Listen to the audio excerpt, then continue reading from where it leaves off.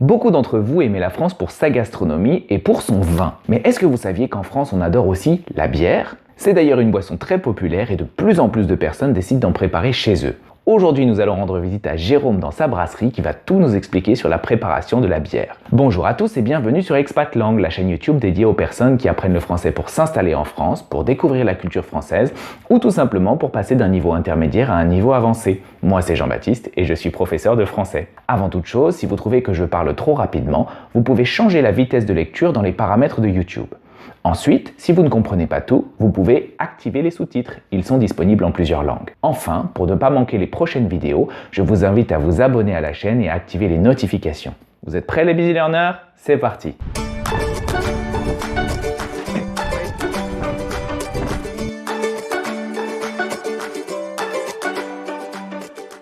Des bières, il en existe de toutes les sortes. Des blondes, des blanches, des brunes, des noires. Et comme pour le vin, on peut les marier avec tout un tas de plats différents. Les spécialistes du vin, on les appelle des œnologues. Mais au fait, est-ce que vous savez comment on appelle un spécialiste de la bière en français ? On l'appelle un zytologue. Zyto, en grec, ça signifie la bière, et log, le spécialiste. Donc un zytologue, c'est un spécialiste de la bière. Et comme un œnologue, comme un sommelier, le zytologue saura vous conseiller quelle bière ira le mieux avec votre plat. La bière, on en consomme en France, mais pas seulement. C'est une boisson très populaire dans le monde entier. Mais attention, consommez-la toujours avec modération.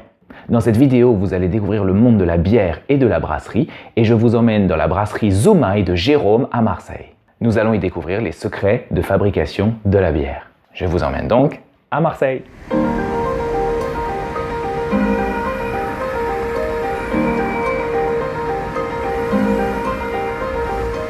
Bonjour Jérôme. Bonjour. Merci beaucoup de nous recevoir ici. Avec plaisir. Où est-ce qu'on est ? On est chez Zoumaï, donc la brasserie Zoumaï. En fait, plus qu'une brasserie, c'est un brewpub. Un brewpub, ça vient de l'anglais brew, to brew, qui veut dire brasser. Voilà. Et pub, qui vient de l'anglais aussi public house. Public house. Donc c'est un lieu mixte.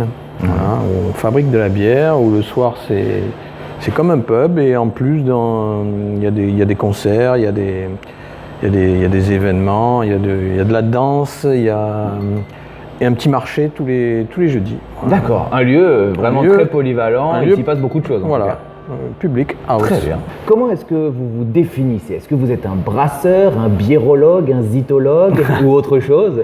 Non, je suis un brasseur. Un brasseur, d'accord. Principalement un brasseur. En parlant de ce mot brasseur, d'où est-ce qu'il vient ? Alors, il vient du geste qu'on fait au-dessus de la cuve pour mélanger en fait les céréales au moment de l'empâtage. Donc c'est l'action de brasser les céréales pour homogénéiser la température, l'hydratation. Voilà.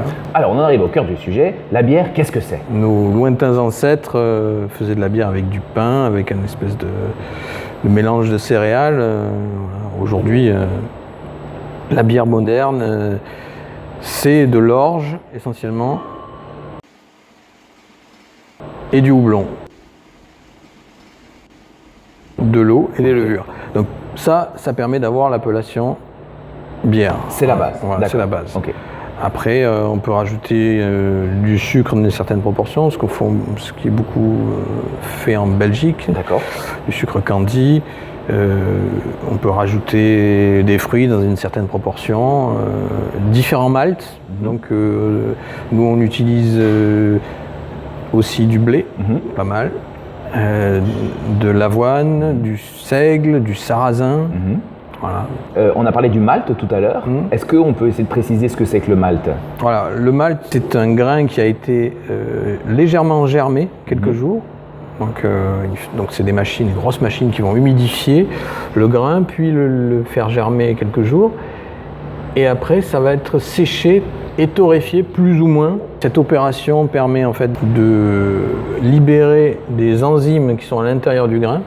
Et ces enzymes permettent de transformer l'amidon en sucre. D'accord. Voilà. Donc en gros, on va faire du sucre d'orge.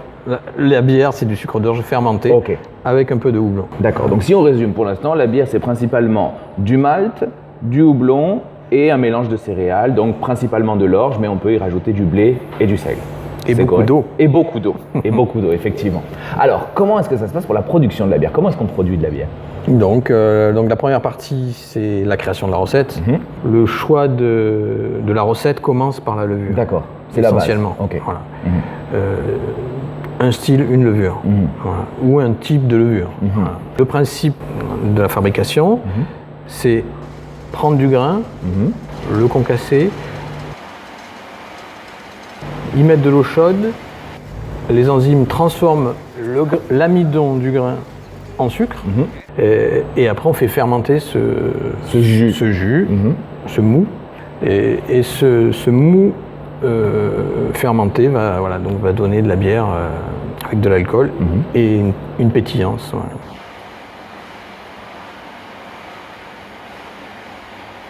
D'accord. Et alors, combien de temps est-ce qu'il faut faire fermenter ce mou pour pouvoir ensuite appeler ça de la bière? Disons que ça dépend de la recette, ça dépend des levures, ça dépend des températures de fermentation, mais globalement, c'est un mois. D'accord. On a parlé de bière belge, de bière anglaise, je sais qu'on parle beaucoup de bière allemande aussi. Ouais. Est-ce qu'on peut parler d'une bière française? Est-ce qu'il y a un des type bières, de bière française? Oui, tout à fait, il y en a plein. Reconnus. Je ne suis pas un spécialiste des bières françaises, mais il y a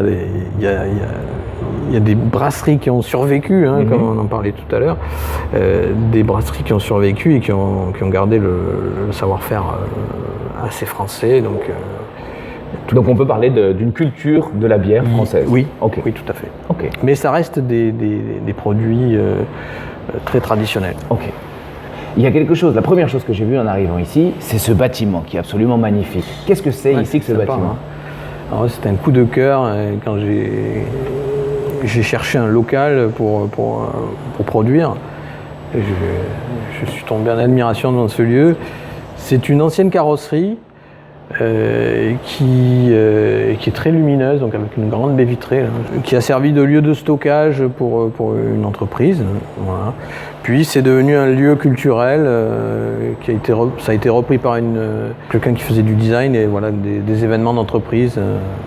Voilà, donc on l'a pris comme ça, on a juste rajouté le bar et la partie brasserie production. D'accord. Très bien. Pour le vin, on a toute une palette de mots pour décrire le goût du vin, pour décrire sa couleur, pour décrire sa texture. Est-ce qu'il y a la même chose pour la bière? Oui, tout à fait. Oui. On parle de robe. On parle de robe, donc blond, ambré, noir. Voilà. Donc c'est comme pour le vin, on commence par les yeux, on regarde d'abord. On commence par les yeux, oui et non, parce que je voudrais quand même dire un truc qui est important, c'est que les brasseries artisanales ont tendance maintenant à sortir du carcan des produits que moi j'appelle des bières de coiffeur. C'est-à-dire blond, ambré. D'accord, comme les couleurs de cheveux. Voilà, donc là, par exemple, vous avez 4 bières qui ont quasiment la même couleur. La couleur ne dit pas grand-chose, c'est ce que je voulais vous dire. Donc ici, vous avez une bière qui va être très amère, très, très alcoolisée. Une bière qui va être assez épicée. Ici, c'est ce qu'on appelle à tort, une blanche. D'accord. Je vais vous expliquer pourquoi à tort. Et là, vous avez une autre bière blonde qui est encore différente, qui est sur les agrumes. Est-ce qu'il existe des accords bière-mai, comme il y existe des accords vin-mai? Oui, tout à fait. Ça se développe de plus en plus et c'est le travail des ithologues. D'accord. Donc c'est quasiment un nouveau métier. Je pense qu'il y avait des gens qui s'y connaissaient bien, mais maintenant on parle vraiment de zytologues et il y a des formations qui commencent à être sérieuses sur le sujet. Ok. Est-ce qu'en France, qui est traditionnellement cette terre de vin, il y a une place pour la bière dans la culture culinaire? Est-ce qu'on voit ça toujours comme une boisson populaire ou au contraire, est-ce qu'il y a véritablement une reconnaissance de un engouement d'ailleurs. On a la chance d'avoir 5 restos étoilés qui prennent nos bières. D'accord. Formidable. Ici à Marseille? Oui. Enfin, à Marseille et environ. D'accord. Est-ce que vous voulez rajouter quelque chose avant de terminer? Venez nous voir, c'est un lieu qui est vivant. Je vous engage à venir goûter nos 13 bières à la pression. L'adresse? 7 Courgouffet. 7 Courgouffet à Marseille. Donc tout proche de la place Castellane. Merci beaucoup Jérôme. Merci. Et à très bientôt. Au revoir.